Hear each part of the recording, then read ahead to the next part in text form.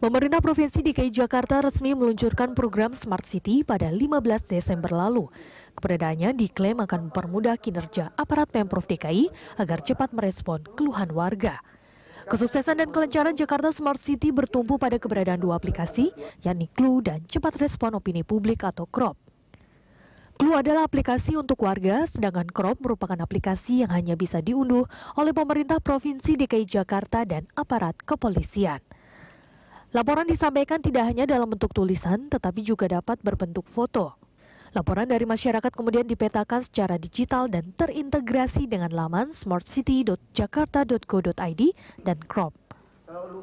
Seluruh pegawai Pemprov DKI diwajibkan untuk menginstal aplikasi ini di smartphone mereka masing-masing, terutama pihak yang bertanggung jawab terhadap wilayah pemukiman yakni lurah dan camat.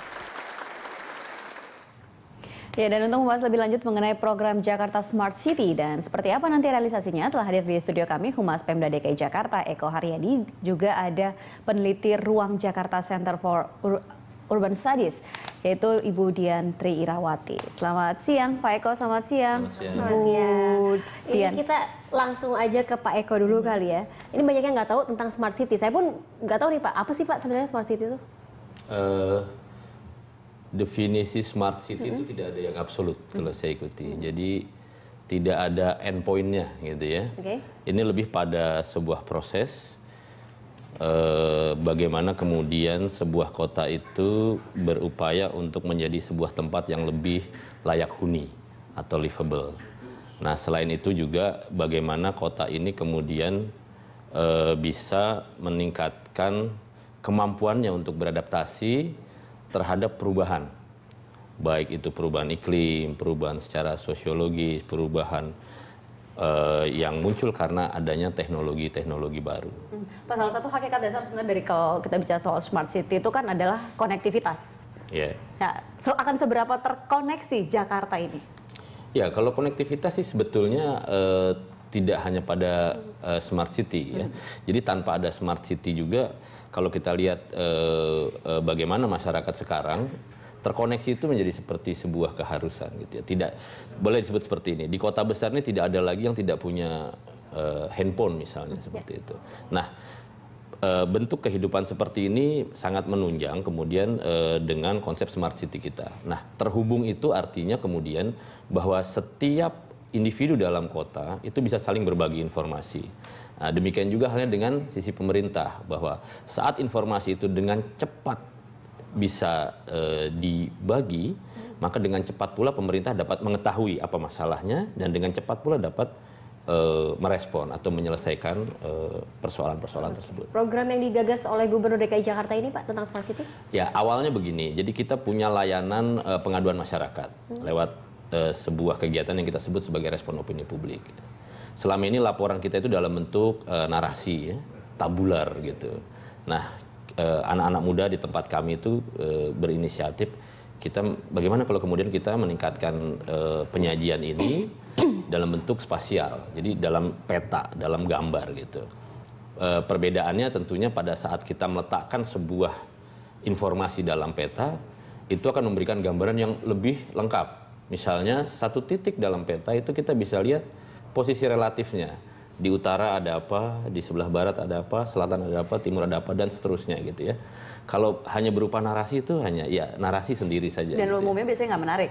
Nah, tidak menarik. Satu gambar lebih berarti dari 1000 kata gitu. Kata, ya. Gitu ya. Untuk itu kami memerlukan sebuah peta. Nah, kami membeli peta tersebut dan yang pertama peta, kemudian ada aplikasi yang dilekatkan di atasnya. Nah, dua hal itu yang awal dari Smart City kita, begitu yang diharapkan oleh Pak Gubernur. Nah, apa yang bisa dilakukan oleh dua hal tadi gitu.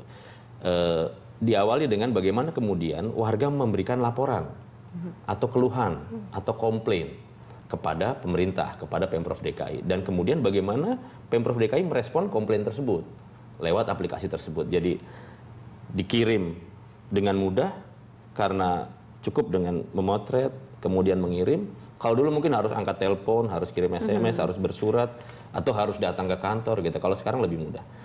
Mengirim sampai ke sana dan penanganannya juga akan bisa lebih cepat. Karena nanti lewat aplikasi yang disebut Crop tadi, Crop itu C-nya itu cepat. Kita waktu itu menyebutnya cepat merespon opini publik. Pak Camat, Pak Lurah atau siapapun itu yang bertanggung jawab untuk satu urusan tertentu itu segera memberikan perintah kepada jajarannya untuk melakukan tindakan. Berarti dengan kata lain kan ini juga berarti melibatkan banyak, bahwa tidak hanya sekedar orang-orang yang bertugas di belakang sebuah aplikasi ataupun sebuah sistem ini, tetapi juga semua orang ataupun semua aparat terkecil pun mereka juga harus bertanggung jawab terhadap aplikasi ini. Yang utama Pak Camat, Pak Lurah selaku manajer kawasan, manajer wilayah. Kalau Bu Dian melihatnya ini tentang program yang digagas oleh Pak Ahok? Ya. Kalau terkait dengan situs yang baru di-launch oleh pemerintah Provinsi DKI Jakarta, sebetulnya Rujak sendiri sudah membuat situs serupa di tahun 2011, Pak. Namanya situs pelaporan klikjkt.or.id. Waktu itu kita sudah mengkomunikasikan itu ke Bapeda, waktu itu masih Bu Sarwa Handayani, lalu juga waktu zamannya Pak Foke ya.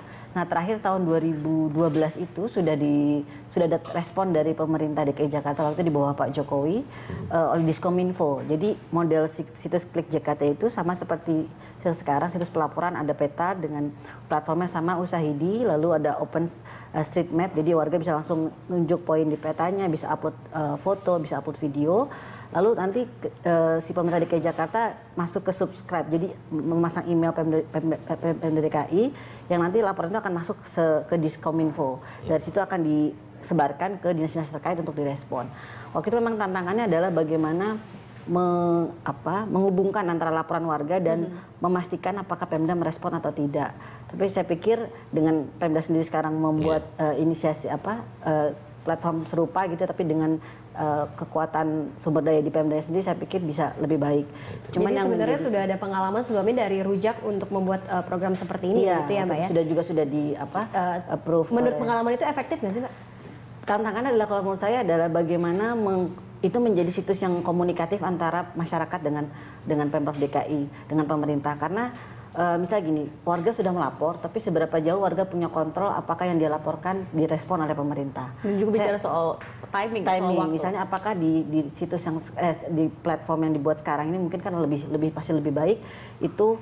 Apakah ada misalnya semacam juga dikoordinasikan ke Pemprov di staf di bawah, apakah ada semacam deadline 7 hari itu sudah harus ada respon, baik respon artinya bahwa kami menanggapi laporan Anda atau respon bahwa laporan Anda sudah tertangani. Itu sebetulnya kalau menurut saya yang masih menjadi tantangan bagaimana mendapatkan kepercayaan warga. Karena itu akan dijawab oleh Pak Eko usai jeda berikut. Kita harus jeda terlebih dulu. Pemirsa jangan kemana-mana, Lunch Talk akan segera kembali.